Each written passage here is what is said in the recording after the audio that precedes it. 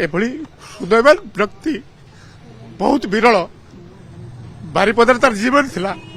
मयूरभंज तार जीवन थिला मयूरभंजवासी से सबकिछि करने प्रस्तुत थिला एते बड़ स्टार थिले जदि किए जाकि कहे मयूरभंज आसी तार द्वार सब बेले खोला थिला आ से मयूरभंज उत्सव सहित एते जड़ित थिले जे आपण माने विश्वास करि परिबे नै बहुत एते देह खराब से हमको बारंबार अनुरोध कले जे मु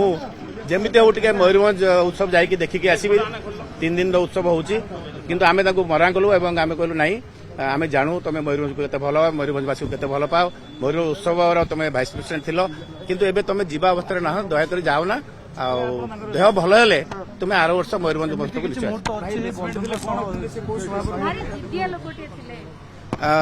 जितिया आगे सत कहवाक गले एभली हृदयवान व्यक्ति बहुत विरल बारिपदार तार जीवन थिला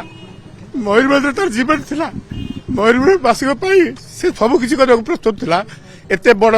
स्टार थिले जदि किए जाकि कहे मयूरभंज आसी तार द्वार सब बेले खोला थिला